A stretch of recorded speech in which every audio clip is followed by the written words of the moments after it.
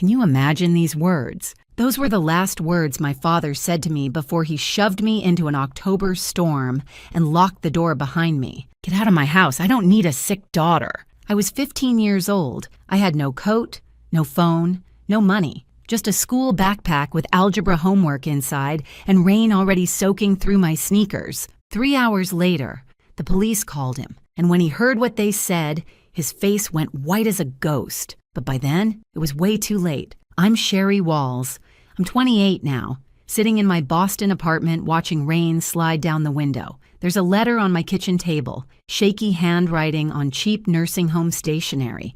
After 13 years of silence, my father wants to see me, says he's dying, says he's sorry. Funny thing about rain, it always takes me back to that night. October 14th, 2011. I remember coming home from school like it was any other Tuesday. Backpack over one shoulder, head full of the algebra test I'd just aced. I was thinking about dinner, about homework, about the band poster I wanted to buy with my birthday money.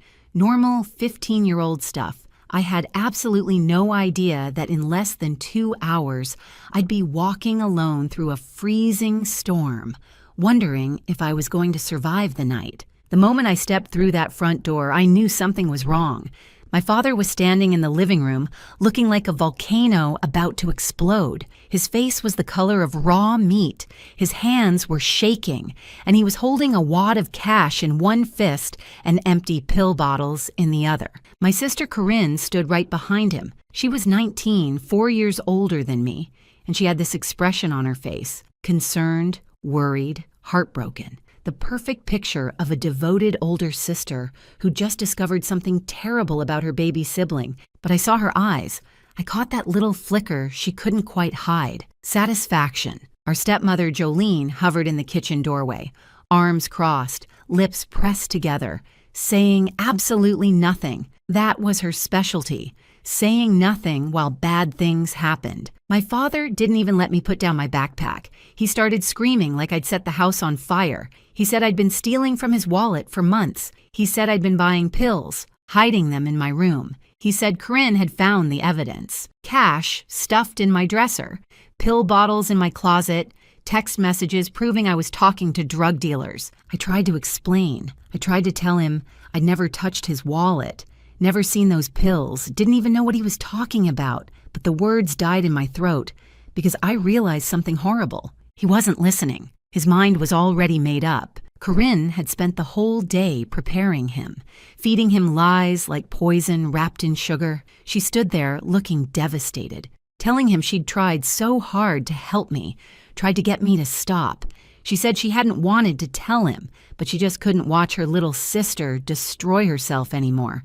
It was a masterpiece performance, Academy Award worthy, and my father swallowed every single word like it was gospel truth. He grabbed my arm hard enough to leave bruises and dragged me toward the front door. My backpack was right there where I dropped it. He picked it up and threw it at my chest so hard I stumbled backward. Then he opened the door. Rain was already coming down in sheets, thunder rolling somewhere in the distance. The temperature had dropped 15 degrees since that morning, and my father looked me dead in the eyes and said those words again. "Get out of my house. I don't need a sick daughter." He pushed me onto the porch. The door slammed. The deadbolt clicked. And just like that, at 15 years old, I was homeless. I stood on that porch for maybe 5 minutes, completely frozen. Not from the cold, though that was coming, but from shock. I kept waiting for the door to open again, waiting for someone to say it was all a big misunderstanding. Nobody came. My phone was sitting on my bedroom desk. I wasn't allowed to grab anything except what was already in my hands. My backpack had textbooks, a half-eaten granola bar, and absolutely nothing useful for surviving a night outside. No jacket, no money, no way to call for help. 2011.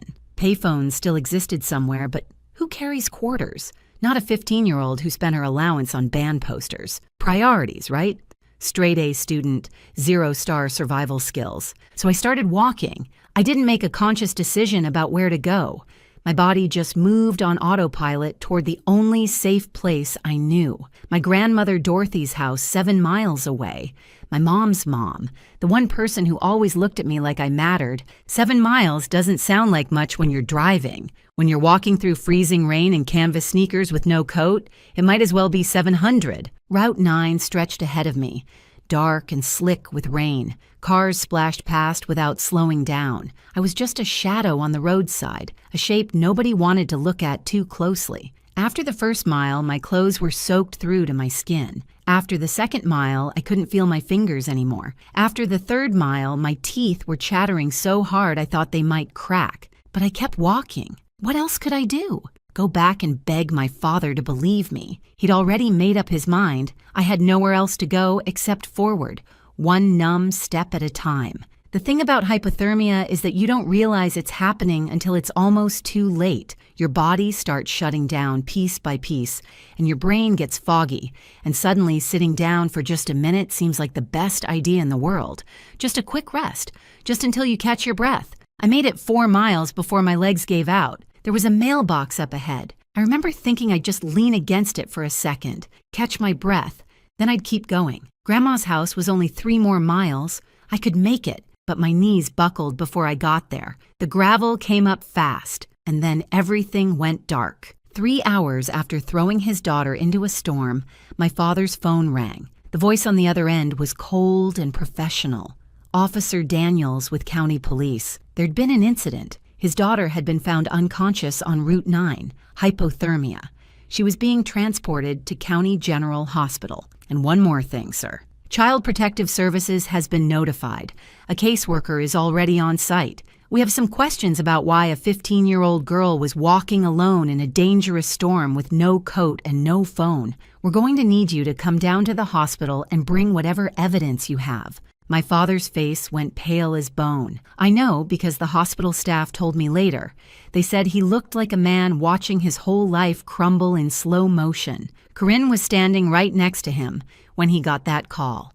And for the first time, her perfect mask slipped, just for a second. But it was enough, because here's the thing about that night, the thing that changed everything.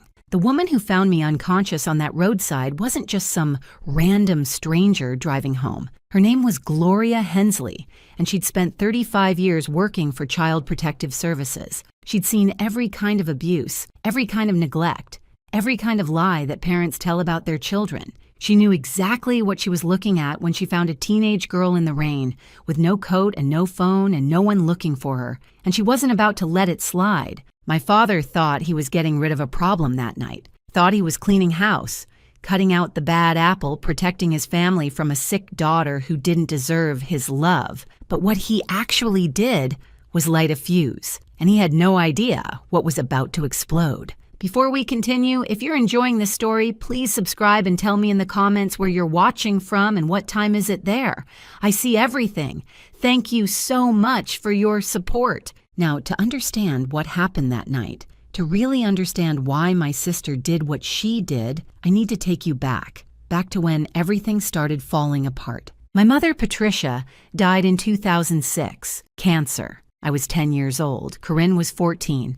One day, we had a mom who made pancakes on Sunday mornings and braided my hair for school pictures. The next day, we were standing by a hospital bed watching machines beep slower and slower until they stopped altogether. My father didn't handle it well. That's putting it mildly. He basically collapsed in on himself like a dying star. Went to work, came home, sat in his recliner, stared at nothing. The house could have burned down around him, and I'm not sure he would have noticed. So Corinne stepped up. At 14, she became the one who cooked dinner and signed permission slips and made sure I got to school on time. She became the responsible one, the mature one, the daughter my father could lean on.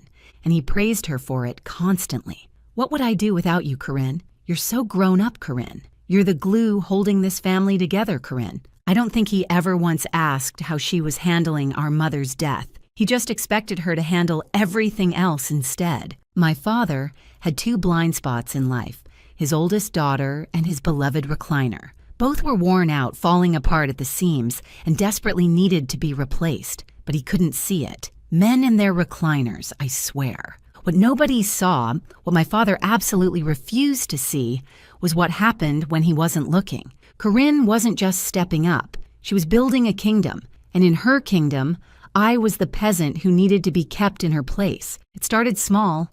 Homework that mysteriously disappeared the night before it was due. Permission slips for field trips that somehow never made it to my teachers. My favorite shirt shrunk in the wash, then another, then another. Oops, must have been an accident. Birthday party invitations I sent out that my friends never received. Messages from classmates that got lost. A reputation being built brick by brick without me even knowing. She'd go to my teachers with this sad, concerned expression and tell them I was struggling after our mother's death, that I was acting out at home, that they should be patient with me because I was going through such a hard time. She painted a picture of a troubled child, and everyone believed her because she was so mature, so responsible, so caring. I tried to tell my father once, sat him down, and explained that Corinne was sabotaging me, that she was lying about me to everyone, that something was seriously wrong. He looked at me like I'd lost my mind. "You're just jealous of your sister," he said.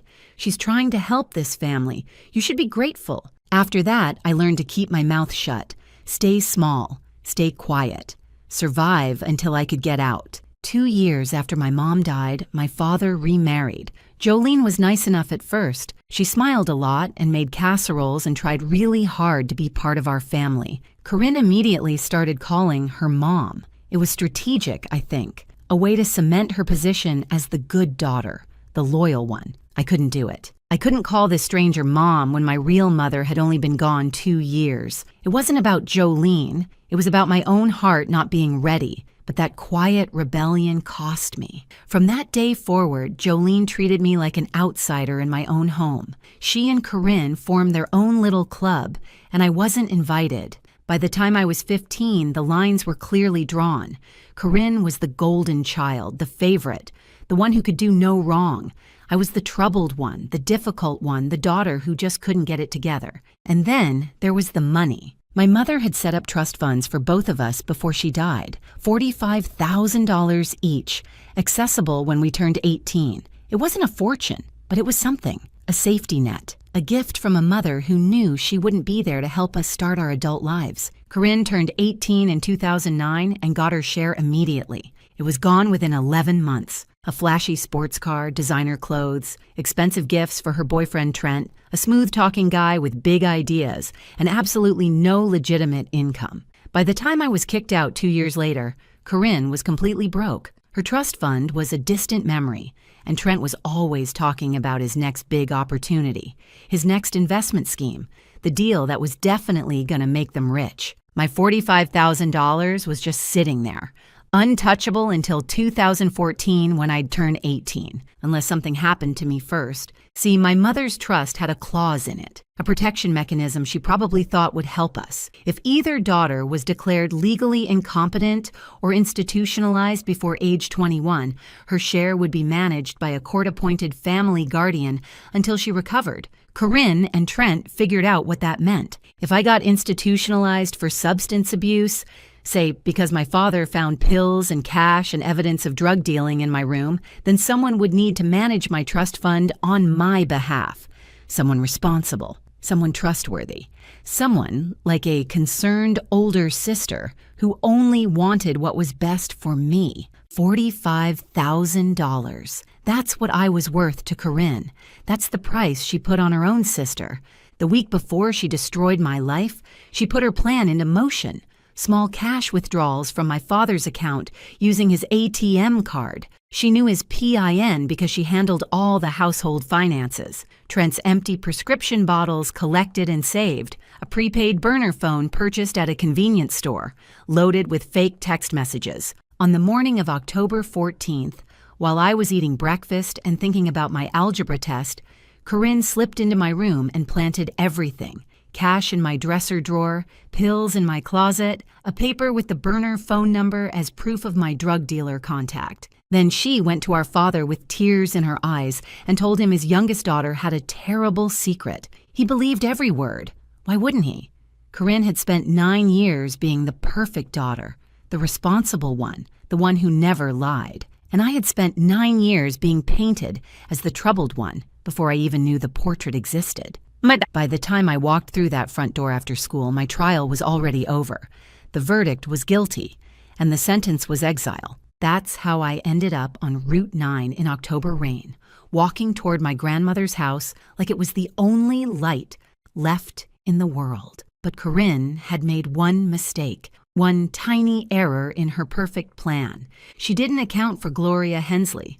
I don't remember much about collapsing, just the gravel biting into my palms, and then nothing, like someone switched off a television in the middle of a show. What I remember is waking up, fluorescent lights, the smell of antiseptic and industrial floor cleaner, a scratchy hospital blanket tucked around me like I was something fragile, something worth protecting. I hadn't felt that way in years, and there was a woman sitting beside my bed, silver hair pulled back in a neat bun, reading glasses perched on her nose, a paperback novel closed in her lap. She looked like someone's grandmother, the kind who baked cookies and always had tissues in her purse, but her eyes were sharp, observant, cataloging everything they saw. Her name was Gloria Hensley. She was 67 years old, retired after 35 years with Child Protective Services. She'd seen every kind of abuse, every kind of neglect, every kind of cruelty that adults could inflict on children. And on a cold October night, driving home from her book club meeting, her headlights had caught something by the roadside. A teenage girl unconscious, soaking wet, alone. Gloria pulled over so fast her tires screamed against the pavement. She had an emergency blanket in her trunk, old habits from her CPS days, and she wrapped me up like a burrito while she called 911. She stayed with me until the ambulance arrived. She followed the ambulance to the hospital, and when I woke up 4 hours later, she was still there. That woman might have saved my life, not just because she found me before the hypothermia finished what the storm started, but because she was exactly the right person at exactly the right moment. She handed me a cup of coffee when I opened my eyes. Hospital cafeteria coffee, the kind that tastes like regret brewed at 200 degrees. "This is terrible," she said, "but it's warm." I laughed. Actually laughed, for the first time in hours, maybe days. She smiled back, this knowing, gentle smile that said she understood more than I realized. "There she is," she said. "Now, why don't you tell me why a 15-year-old was walking alone on Route 9 in a storm with no coat and no phone?" So I told her everything. The accusations, the planted evidence, the years of Corinne's manipulation. I told her things I'd never told anyone because no one had ever actually listened. Gloria just sat there, nodding occasionally, never interrupting, never doubting. When I finished, she was quiet for a long moment. Then she said, "I believe you, and I'm going to help you prove it." Those 7 words changed my life. While I was unconscious, things had been happening. The hospital contacted police because a minor had been found in a dangerous situation. Police tried to reach my next of kin. That meant calling my father. I would have loved to see his face when Officer Daniels delivered the news. Apparently, it went something like this. "Mr. Walls, your 15-year-old daughter was found unconscious on Route 9. She says you expelled her from your home this evening during a storm. Hypothermia. She's at County General. We need you to come in. And sir, Child Protective Services has been notified. A caseworker is already on site. Bring whatever evidence you have." My father and Corinne arrived at the hospital around 10:15 that night. I was awake by then, sitting up in my hospital bed with Gloria beside me. Also in the room, a CPS caseworker named Maria Santos and a uniformed police officer. Not exactly the welcome committee my father was expecting. He looked shaken, not guilty, not yet. Just annoyed and confused, like this was all a big inconvenience. Corinne was right behind him, and for the first time in my life, I saw her look nervous. The smirk she'd been wearing when I left wasn't anywhere to be found. They expected to find a scared, apologetic girl ready to confess her sins and beg to come home. Instead, they found a room full of professionals asking very pointed questions about why a child was wandering alone in dangerous weather with no means of communication or protection. The power dynamic had shifted, and Corinne felt it. She tried to run her usual script. Concerned older sister, troubled younger sibling. We just want what's best for her. But Maria Santos wasn't buying it. 30 years of social work had given her a finely tuned radar for deception, and Corinne was setting off every alarm. Then my grandmother arrived. Dorothy Reeves was 67 years old, 5 feet 2 inches of pure determination, and she was absolutely not in the mood for nonsense. My mother was her only daughter, and I was her only grandchild, and she had never trusted my father or his new family. She lived 40 minutes from the hospital.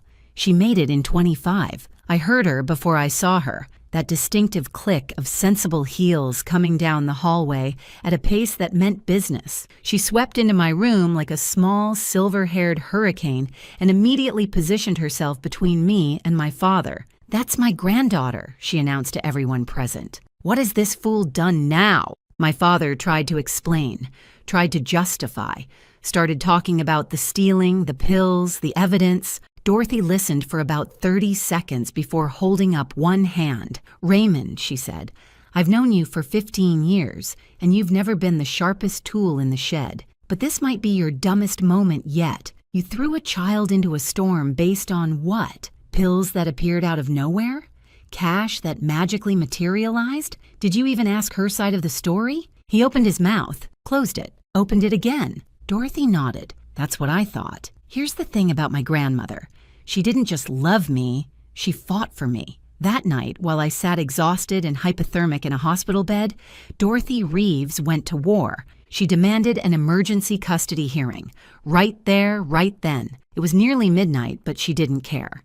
She called a family court judge who owed her a favor. Apparently, Dorothy had been on the PTA with his wife for 15 years and got him on the phone. The hospital social worker presented the facts. A minor child expelled into dangerous weather conditions. No investigation conducted before expulsion. No attempt to verify accusations.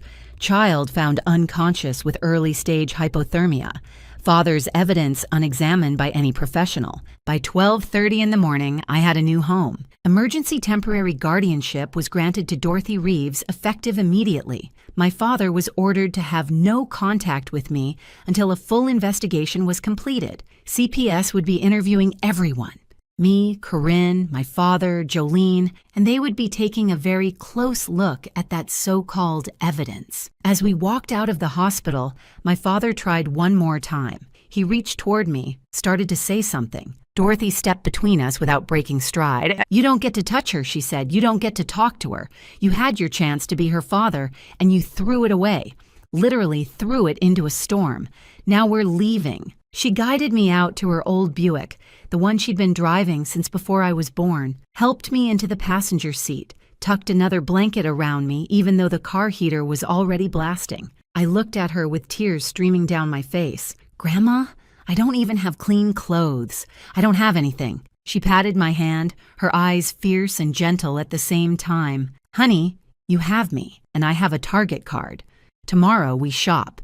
Tonight you eat soup and sleep in a bed where nobody is going to throw you out. Ever." That was the first night of my new life. Grandma Dorothy's house had 3 rules: breakfast at 8, homework before TV, and absolutely no nonsense before her second cup of coffee. It wasn't fancy, and it wasn't big, but it was warm and safe and full of love. For the first time in years, I felt like I could breathe. But the story wasn't over. Not even close. 2 weeks later, the CPS investigator called my grandmother. "Mrs. Reeves," Maria Santos said, "you might want to sit down. We've been examining the evidence Mr. Walls provided. The timeline doesn't add up, and we found some security footage that tells a very different story. Corinne's perfect plan was about to fall apart, and she had no idea what was coming. The investigation changed everything.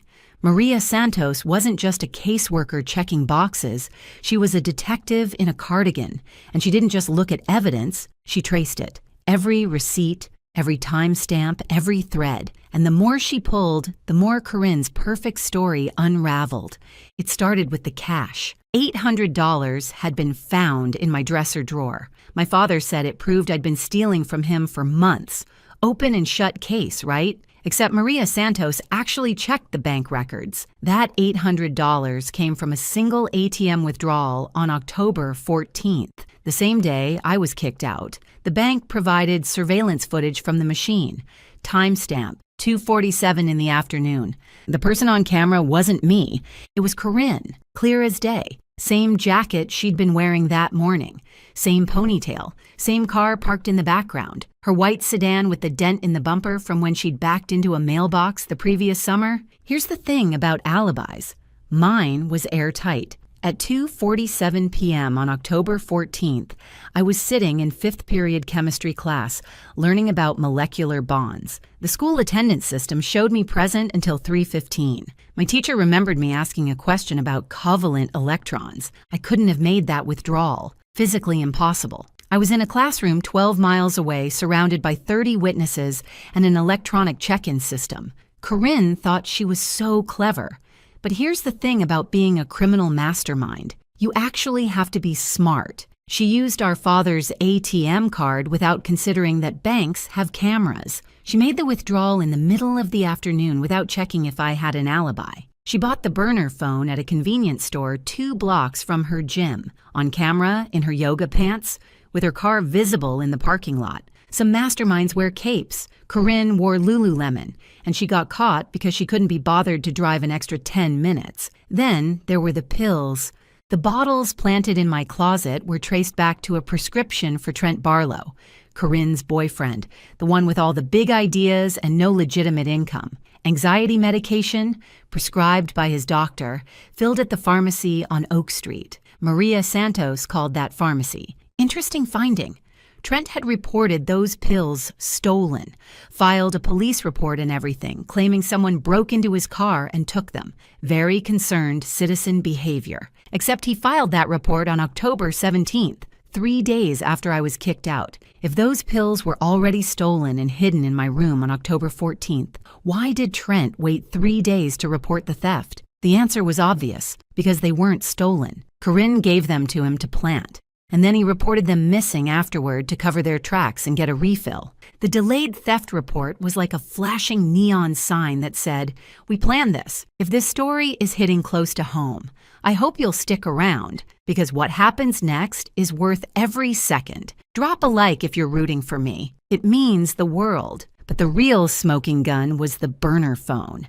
The fake drug dealer texts came from a prepaid phone purchased at a convenience store on October 10th, 4 days before everything went down. Maria Santos tracked down the store and requested their security footage. The buyer was a young woman, brown hair and a ponytail, athletic build, paid cash, but her car was clearly visible through the window, a white sedan, with a dent in the bumper. Same car, same woman. Same trail of breadcrumbs leading straight back to my sister. As the investigation deepened, an even uglier picture emerged.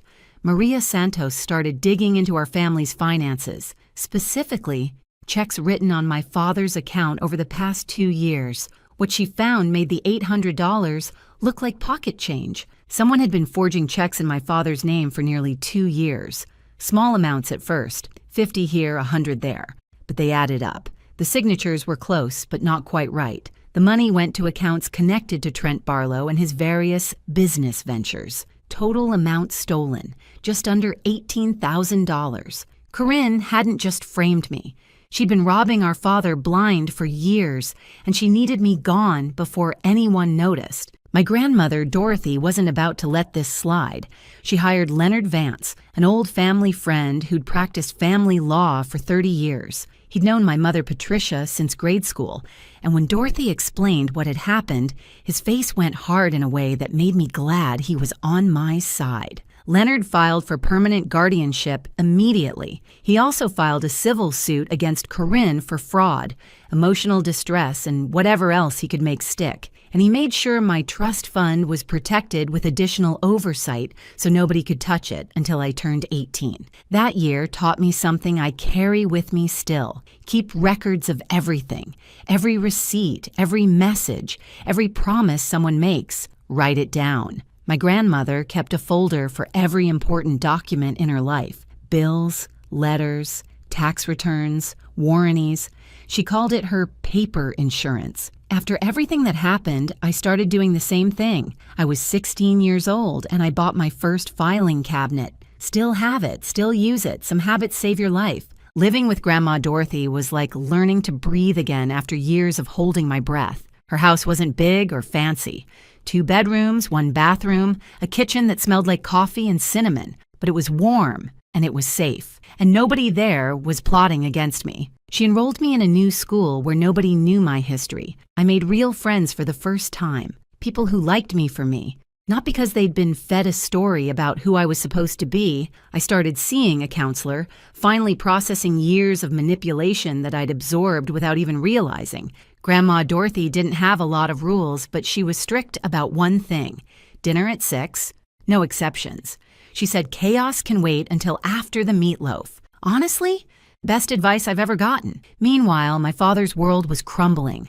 The CPS investigation put the entire Walls household under a microscope. Raymond was questioned multiple times, each session leaving him more exhausted and confused. How had he missed so much? How had he been so blind? Jolene started sleeping in the guest room.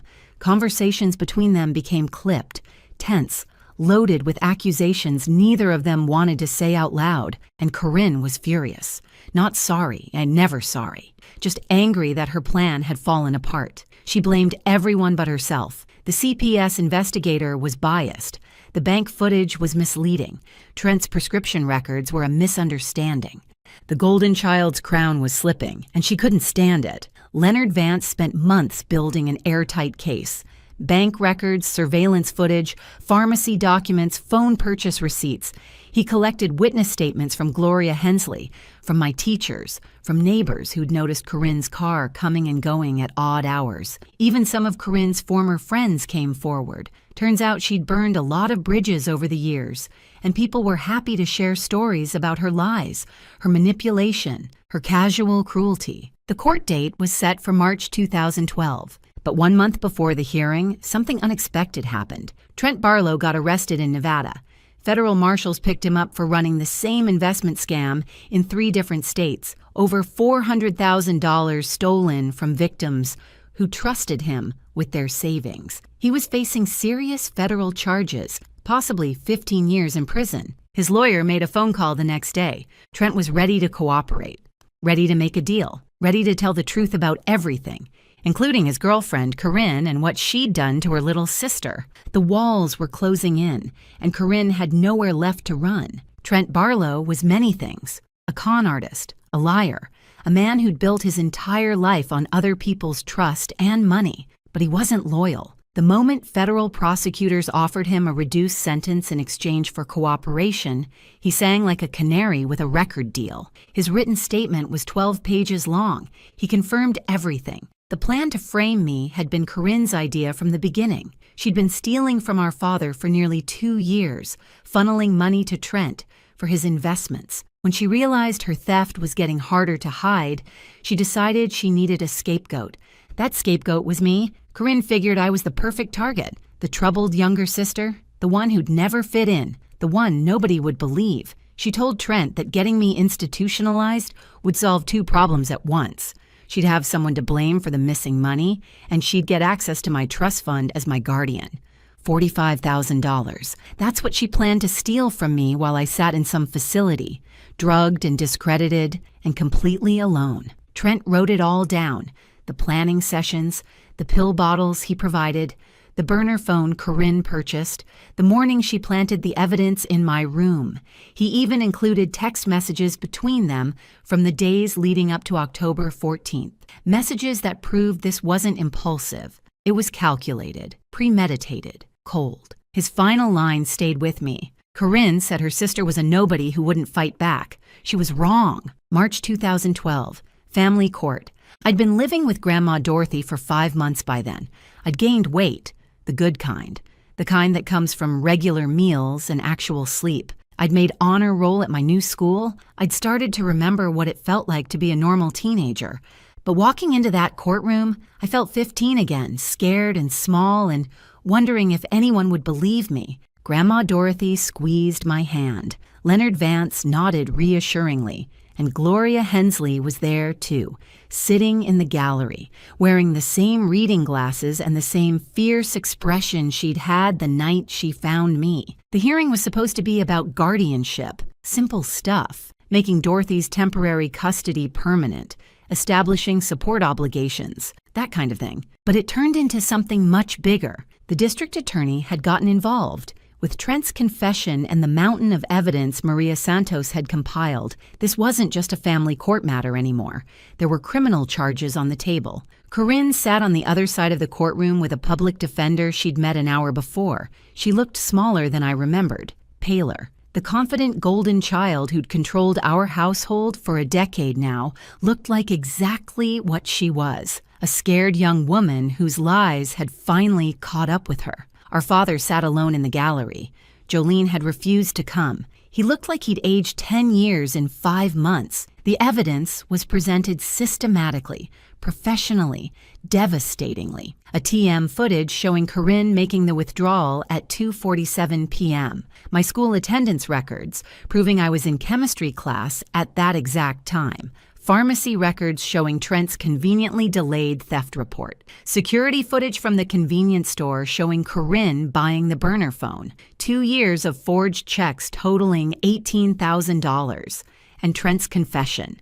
Read into the record word by word. When it was Corinne's turn to take the stand, she tried to maintain her story, tried to look confused and innocent and deeply concerned about her troubled sister. The prosecutor wasn't having it. "Ms. Walls," she said, showing the ATM photograph, "is this you at First National Bank on October 14th at 2:47 p.m.? Corinne swallowed. She looked at the image of herself, clear as daylight. I was getting money for groceries." Groceries. The prosecutor nodded slowly. $800 in cash for groceries. And you didn't mention this withdrawal to your father when you accused your sister of stealing that exact amount later that same day? Silence. And the location of this ATM. It's 12 miles from your sister's school, a school where attendance records show she was present until 3:15 p.m. Can you explain how she could have made this withdrawal while sitting in chemistry class? More silence. Corinne's public defender objected, but there was nothing to object to. The evidence was the evidence. Facts didn't care about her feelings. Then they called Jolene. My stepmother looked like she wanted to be anywhere else on earth. She'd spent years staying quiet, staying neutral, not getting involved. But this was a courtroom, and she was under oath, and suddenly staying quiet wasn't an option anymore. The prosecutor asked her about the morning of October 14th. Did she see anything unusual? Jolene's voice was barely above a whisper. Corinne went into Sherry's room that morning around 7 a.m. She said she was borrowing a hair tie. Did she come out with a hair tie? No. She came out empty-handed. And did you notice anything else in the days before the incident? Jolene closed her eyes. She looked like she was bracing for impact. 2 days before, I overheard Corinne on the phone with Trent. She said, "Everything is in place." And then she laughed. The courtroom went absolutely still. When they called our father to testify, I almost felt sorry for him. Almost. He had to explain why he expelled his 15-year-old daughter into a storm without investigating the accusations against her. Had to admit he never checked the bank records himself. Never questioned why Corinne suddenly discovered this evidence. Never asked for my side of the story. His voice cracked when he said, I trusted her. She's my firstborn. She was always the responsible one. I thought he couldn't finish. Judge Patricia Morrison had been on the bench for 30 years. She'd seen ugly custody battles, bitter divorces, families torn apart by lies and money and pride. But I think even she was disturbed by what she'd heard. Her words cut through the courtroom like a blade. Mr. Walls, trust is not an excuse for negligence. You expelled a minor child into dangerous weather conditions based on unverified accusations. You made no attempt to investigate. You chose one daughter over another without evidence, without reason, without basic parental judgment. That is not parenting. That is abandonment. My father sat there, gray-faced, as she continued. Your older daughter engaged in a calculated, premeditated scheme to destroy her sister's life. She stole from you, lied to you, and manipulated you into participating in her cruelty. And you let her. Because it was easier to believe the daughter who made you feel good than to actually parent the daughter who needed you. Corinne's sentence came down hard. Fraud, theft, filing false statements to law enforcement, child endangerment. Her public defender negotiated a plea deal to avoid a full trial. 2 years suspended sentence, meaning she wouldn't go to prison unless she violated probation. 5 years of supervised probation, 200 hours of community service, full restitution of all stolen funds, the $18,000 from our father, and the $800 she'd planted to frame me. The court also issued a permanent restraining order. Corinne was not allowed to contact me directly or indirectly for any reason. If she came within 500 feet of me, she'd go straight to jail. And here's the part that would follow her forever. Felony conviction, permanently on her record. No more jobs in finance, no positions involving money or trust, no working with children or vulnerable adults. The golden child had a scarlet letter now, and it wasn't coming off. My father lost guardianship rights permanently. He was ordered to pay for my therapy and educational expenses until I turned 21. He was also ordered to establish a college fund from the restitution money. The community found out everything. Small towns talk. Within weeks, everyone knew what Raymond Walls had done to his younger daughter. Friends stopped calling. Neighbors looked away. His church group suddenly had scheduling conflicts whenever he tried to attend. Jolene filed for divorce 6 weeks later. She'd been complicit in my suffering, and she knew it, and she couldn't stand to be reminded of it every time she looked at her husband. The judge turned to me at the end. "Miss Walls," she said, "you've shown remarkable resilience in the face of extraordinary cruelty. The court grants full permanent custody to your grandmother, Dorothy Reeves. Your trust fund will remain protected until you reach 18, and I sincerely hope you have a better future than your past." I wanted to say something clever, something memorable. I wanted to say, "Your Honor, you should see me parallel park. That's the real test of character. But some jokes are just for yourself." And that moment was too big for humor. Instead, I just said thank you. As we walked out of the courthouse, my father tried one last time to approach me. "Sweetheart," he started, Grandma Dorothy stepped between us without breaking stride. Her voice was ice. "You don't get to call her that anymore. You lost that right when you threw her into a storm." We kept walking. I didn't look back. The sun was shining that day. March, in our part of the country, can go either way. But that afternoon was warm and bright and full of promise. I had a grandmother who loved me, a lawyer who'd fought for me, a caseworker and a retired CPS supervisor who'd believed me when no one else would. And I had a future, finally. But some stories don't end with the courtroom. Some stories have one more chapter. 13 years later, a letter arrived. October 2024. I'm 28 years old now, and my life looks nothing like I imagined when I was 15, walking through a storm with nothing but a school backpack and soaking wet sneakers. I live in Boston. Beautiful apartment with a view of the harbor, morning light that streams through windows I actually chose myself. I'm a marketing director at a tech company. Good salary, good benefits, good people. I worked my way up from an internship, and every promotion felt like another step away from who I used to be. And I'm engaged. His name is Colin. He's a pediatric nurse, which tells you pretty much everything you need to know about his heart. We met at a charity event 2 years ago. I was there for work. He was there because he actually cared. He spilled wine on my dress, apologized for 10 minutes straight, and then made me laugh so hard I forgot to be annoyed. We're getting married in the spring. Life is good. Life is really genuinely, unbelievably good. Then the letter arrived. It came to my grandmother's address. Dorothy still lives in the same house, still sharp as ever at 80 years old, still following her 3 rules. Breakfast at 8, homework before TV, no nonsense before coffee. Some things never change. She called me, said something had arrived that I needed to see. Her voice was careful, neutral, the way she sounds when she's trying not to influence my decisions. I drove down that weekend.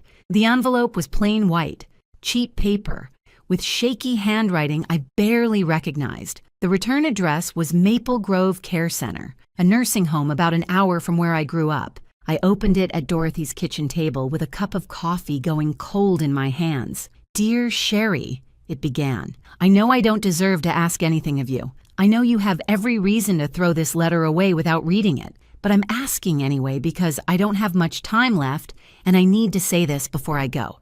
I'm at Maple Grove now. Had a stroke 2 years ago. Left side doesn't work so well anymore. Jolene is long gone. Took half of everything and moved to Florida with some accountant she met online. The house is sold. There's nothing left of the life I thought I had. Corinne came to see me last week. I wouldn't let her in the room. I can't look at her. I can't hear her voice without remembering what I did because of her lies. You're the only one I want to see. The only one I need to apologize to. I was your father and I failed you in the worst way a parent can fail a child. I believed lies over truth. I chose comfort over justice. I threw you away like you were nothing. I know you owe me nothing. But if you can find it in your heart to come, just once, I'd like to tell you I'm sorry in person, before it's too late. Your father, Raymond. I sat there for a long time. The coffee got cold. The afternoon light shifted across the table. Dorothy didn't say anything. She just waited, the way she always had, letting me find my own way. 13 years of silence, 13 years of building a life without him. Did I owe him anything? No, I didn't. But I thought about my mother. I thought about the kind of person she'd raised me to be before she died. I thought about breaking cycles instead of perpetuating them. I decided to go. Not for him, for me. The nursing home was exactly what you'd expect. Fluorescent lights, industrial floors, the smell of disinfectant trying to cover up the smell of endings. My father's room was small. Single bed, one window, a television mounted on the wall playing something nobody was watching. He looked 20 years older than his actual age, 73, but he could have passed for 90. The stroke had taken something vital out of him, left him crumpled and gray and small in a way I'd never seen. He cried when I walked in. Couldn't speak for the first few minutes, just sat there with tears running down his face while I stood by the door, wondering if I'd made a mistake. Eventually, he found his voice. He apologized. Over and over, stumbling over words, repeating himself because the stroke had taken some of his language too. He said he'd been blind, stupid, cruel. He said losing me was the worst thing he'd ever done. He said he thought about that October night, every single day, every single night, every time it rained. I let him finish, didn't interrupt, didn't comfort him either. Then I said what I'd come to say. I forgive you. His face crumpled with relief. But I want you to understand what that means. I pulled a chair close to his bed and sat down, made sure he was looking at me. Forgiveness doesn't mean I forget. It means I'm choosing not to carry this anger anymore. It's heavy, and it's been weighing me down, and I'm done letting you take up space in my heart. You threw me into a storm because you believed a lie. You didn't believe it because the evidence was compelling. You believed it because it was easier, because Corinne made you feel good about yourself. And I reminded you of everything you'd lost when Mom died. You chose the comfortable lie over your own daughter. I built my entire life without you. I put myself through college. I built a career. I'm marrying a man who would never, ever throw me out in a drizzle, let alone a hurricane. I'm happy, but you need to live with what you did. That's not my burden to carry anymore. It's yours. He nodded, tears still streaming. I don't think he had words left. I know, he finally managed. I know. I just needed you to know I'm sorry. I needed to see you. One last time. I stayed for another 20 minutes. We didn't talk much. What else was there to say? I told him about my job, my apartment, Colin, surface things, safe things. He listened like it was the most important conversation of his life. When I got up to leave, he reached out with his good hand. Not grabbing, just reaching. I let him touch my fingers for a moment. Then I walked out. In the hallway, a nurse stopped me. You're his daughter, right? The younger one? I nodded. She glanced back toward his room, then at me. Your sister came by last week. He refused to see her, told us to send her away. I stood very still. He wouldn't see her? The nurse shook her head, said he could only stomach apologizing to one daughter, and it wasn't her. He got pretty upset about it, actually. Said he couldn't look at her face anymore without seeing what she'd done. I didn't know what to say to that. After all these years of being the rejected one, the throwaway daughter, the one who wasn't good enough, my father had finally rejected Corinne, the golden child, the favorite, the one he'd believed without question. Too late to matter, too late to heal anything, but still, something shifted in my chest. Not forgiveness, exactly. I'd already given that. Something more like completion, like the last page of a very long book, finally turning. I walked out of that nursing home into October sunshine. Same month, different weather, different life. 13 years ago, October meant rain and betrayal and hypothermia. Now October means falling leaves and pumpkin spice everything. Yes, I'm basic. I don't care. And the anniversary of when my real life began. Some storms don't destroy you. They redirect you. That October night 13 years ago, I lost a house, but I found my home. I lost a father who didn't deserve me, and I found a grandmother who did. I lost a sister who never loved me, and I found myself. Colin was waiting when I got back to Boston. Takeout containers on the counter, bad movie queued up on the TV, that patient look he gets when he knows I need processing time. "How'd it go?" he asked. I dropped my keys on the table and leaned into him. "I think I'm finally done," I said. "I think I can let it go now." He wrapped his arms around me and didn't ask any more questions. That's the thing about Colin. He knows when to push and when to just be there. It's one of about 1,000 reasons I'm marrying him. Next spring, we're having the wedding at my grandmother's house. Small ceremony, close friends, good food. Dorothy's already planning the menu.